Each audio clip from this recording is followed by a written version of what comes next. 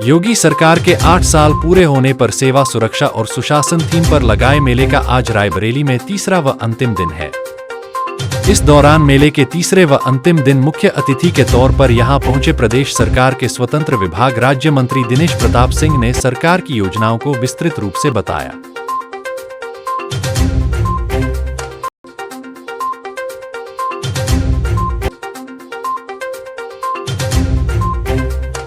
मंत्री जी, आज तीसरा दिन था कार्यक्रम का, कैसा रहा कार्यक्रम? प्रशासन के लिए क्या कहना चाहेंगे? मैं प्रशासन के लिए अगर सवाल किया आपने, तो प्रशासन हमारा बहुत संवेदनशील प्रशासन है।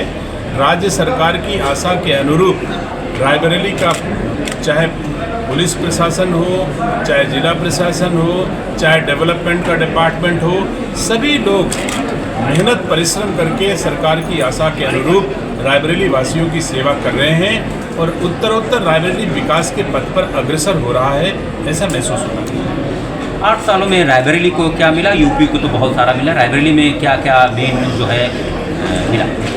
मुझे लगता है कि 2017 से पहले का रायबरेली, 2014 से पहले का रायबरेली, अगर आप स्वयं रायबरेली के हो, हम आप सब रायबरेली के महसूस कर रहे होंगे कि आज की तारीख में रायबरेली के डिस्ट्रिक्ट हेडक्वार्टर से जिस दिशा में जाओ मार्ग सुगम हुए हैं। अगर हमारा मार्ग सुगम है तो निसंदेह हम कम समय में लंबी दूरी की यात्रा कर सकते हैं। वो चाहे सड़क की बात हो, चाहे विकास की बात हो, तो हर क्षेत्र के मार्ग को हमारी डबल इंजन की सरकारों ने सुगम बना दिया।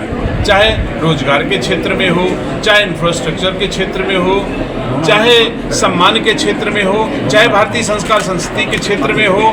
65 करोड़ लोग गंगा स्नान करने पहुंच गए।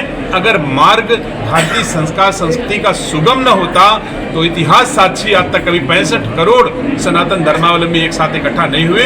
ये हमारी डबल इंजन की सरकारों की मेहनत और परिश्रम का प्रतिफल है, ये सुशासन का प्रतिफल है। मंत्री जी, सपा प्रमुख ने हाल ही में एक बयान दिया कि जिनको दुर्गंध पसंद है वो गौशालाओं का निर्माण करा रहे हैं। मैंने इत्र पार्क के निर्माण के लिए आगे कदम बढ़ाया था, उसको लेकर क्या सोच रहे हैं आप?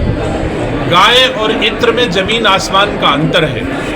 गाय हमारी भारतीय संस्कार संस्कृति को सुशोभित करती है, इस लोक को भी सुशोभित करती है और परलोक को भी सुशोभित करती है, ऐसा भारतीय संस्कार संस्कृति के मानने वाले कहते हैं। और इत्र कोई एक विशेष जगह को सुगंधित करती होगी, इसलिए गाय और इत्र की तुलना जिनका नाम लिए हो वही कर सकते हैं। हम भारतीय संस्कार संस्कृति के लोग तो कभी इत्र और गाय की तुलना एक साथ नहीं कर सकते। राणा सांगा के विवाद को लेकर अभी आपने जो मंच पर से भाषण दिया, काफी उग्र नजर आया, तो इतनी उग्रता कैसे?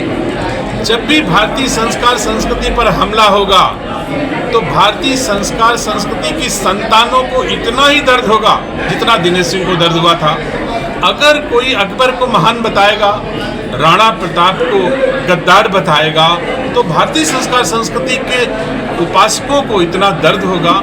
अगर कोई सबरी को खराब बताएगा, अगर कोई अहिल्याबाई को खराब बताएगा, अगर कोई बाबा साहब को खराब बताएगा, अगर कोई चंद्रशेखर आज़ाद को खराब बताएगा, भगत सिंह को कोई खराब बताएगा, तो हम भारतवासियों को गुस्सा भी आएगा, दुख भी होगा और ये स्वाभाविक भी है।